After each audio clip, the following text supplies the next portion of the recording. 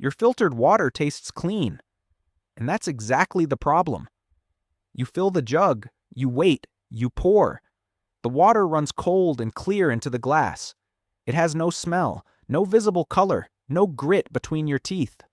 Everything your senses are designed to detect tells you that what you're holding is safe. That sensation of reassurance, that quiet domestic confidence is the lie. Not a malicious one, a structural one. Built into the product by design, accepted without question, and repeated 1.4 billion times a day across households that believe a plastic cylinder filled with carbon granules stands between them and harm. It doesn't. Not fully. Not even close. Medieval English monks working in stone-walled breweries along the Thames understood something about moving water through layered earth that the modern filtration industry quietly forgot when it decided that convenience was more important than completeness. The threat isn't in the taste. The threat is in everything the taste can't tell you. Think about what you're actually paying for when you buy that filter. Not the plastic housing. That's a few pence of injection-molded resin. You're paying for the activated carbon inside it. Activated carbon is charcoal that has been processed at high heat to open up millions of microscopic pores across its surface. Those pores attract and trap certain molecules as water moves through. Chlorine, some volatile organic compounds, anionic compounds that cause odor. The filter does that job acceptably well.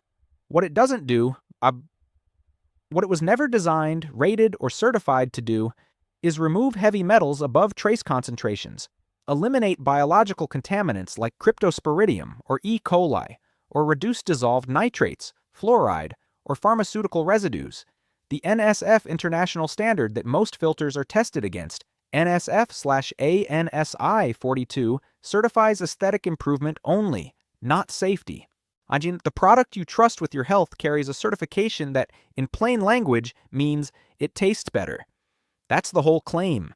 You believed more was on offer. In the 14th century, Benedictine monasteries in southern England were producing water-filtered ale and boiling water for medicinal preparations, using a method that layered crushed charcoal, river sand, and coarse gravel inside stone cisterns. The charcoal wasn't activated by industrial processing.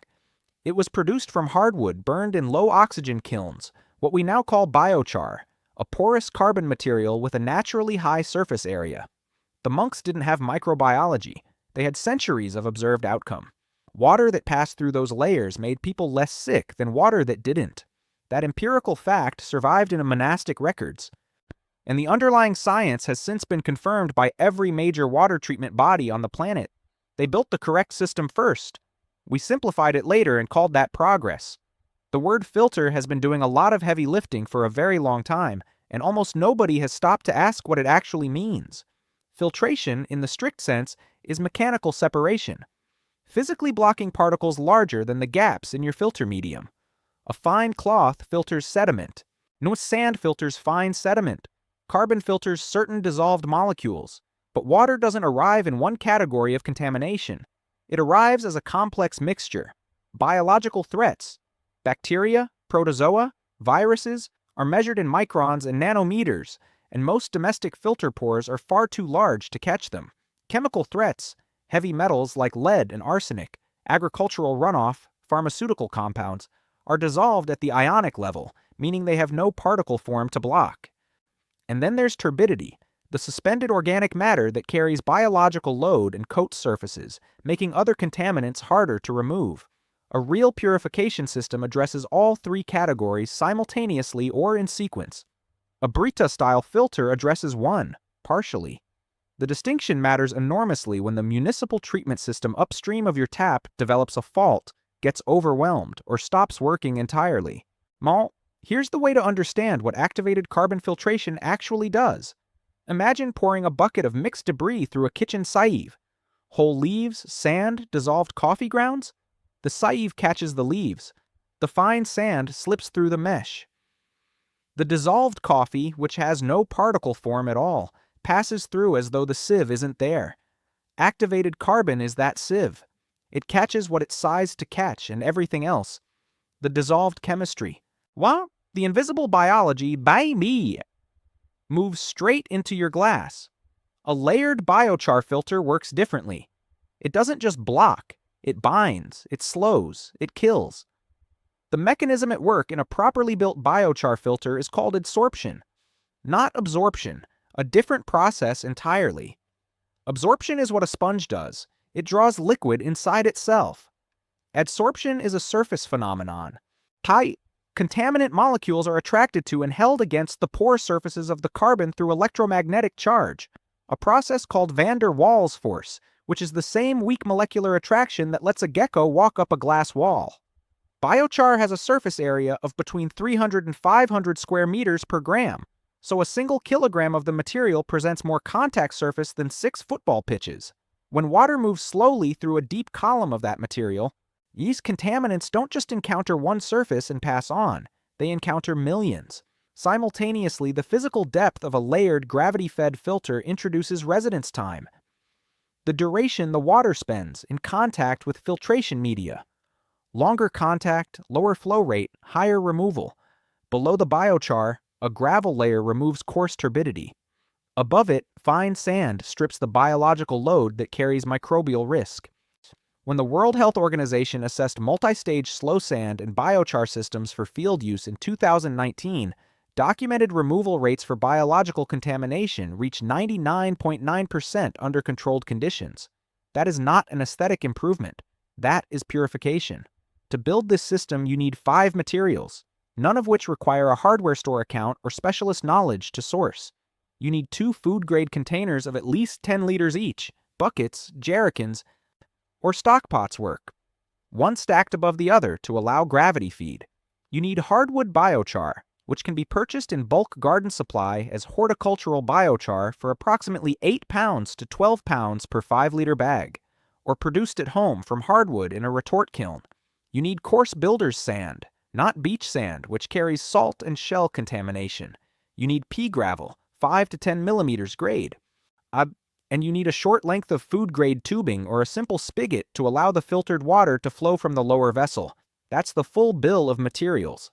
For the first 3 steps, begin by preparing your biochar. If you're using purchased horticultural biochar, rinse it thoroughly until the water runs completely clear. This removes carbon fines that will otherwise color your output.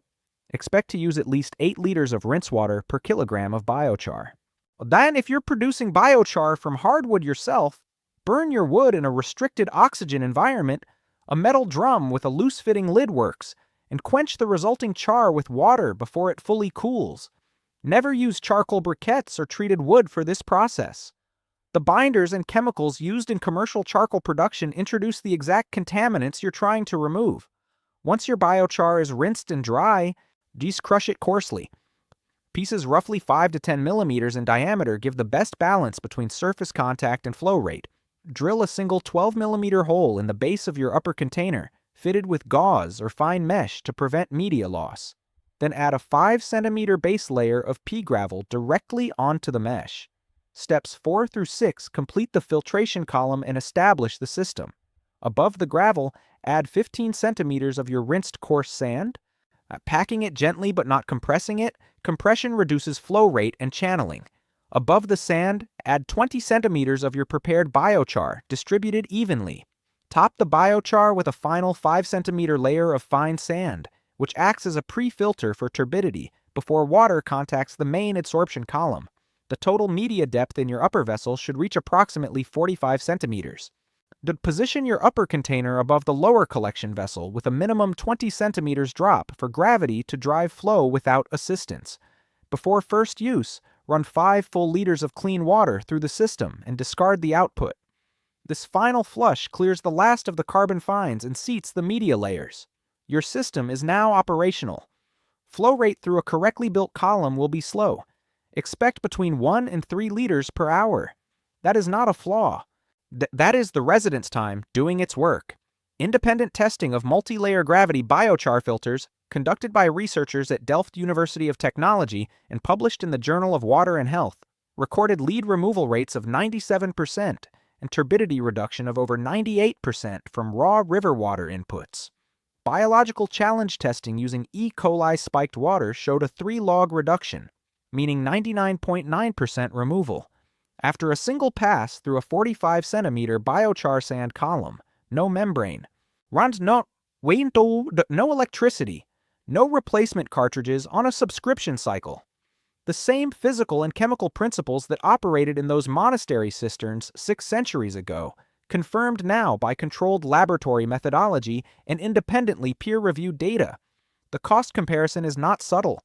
A mid-range Brita system, jug plus initial filter, costs approximately £25 to £35, with replacement cartridges running £5 to £7 each and rated for roughly 150 liters before exhaustion. At over a year of average household use, approximately 1,500 liters, you'll spend between £55 and £85, replacing filters every 6 to 8 weeks, producing a steady stream of non-recyclable plastic cartridge waste. A gravity biochar system built from the materials above costs between £20 and £35 for the full initial build, including containers. Biochar is refreshed by reburning or replacement at roughly £8 per cycle, needed once every 6 to 12 months depending on input water quality. Now total annual cost, £28 to £45. Cost per liter filtered to a purification standard, a fraction of a penny. Ren Callister spent 14 months in the Scottish Highlands running a small croft without mains water connection, drawing from a hillside spring that tested positive for agricultural nitrates. Her system: 2 stacked 15-liter food-grade containers, 20 centimeters of hardwood biochar between layers of local river sand, processed every liter her household consumed for the duration of that period. Or she tested the output quarterly using basic field test strips. Nitrate readings dropped from 22 milligrams per liter in the raw source to below 5 milligrams per liter at the output, beneath the WHO drinking water guideline of 50 milligrams per liter. No plumber, no filter subscription, no dependency on a supply chain. Water infrastructure is the most quietly fragile system in the developed world. And it is also the one people think about last. A single contamination event, a treatment plant failure, a prolonged power outage affecting pumping stations. Any of these delivers the same outcome to your tap. Nothing you can safely drink. You can keep buying cartridges that clean the taste and call it preparedness, or you can build a system that actually removes what harms you. One of those is a consumer habit. The other is a skill. If this is the kind of knowledge you want more of, save this and subscribe. More coming.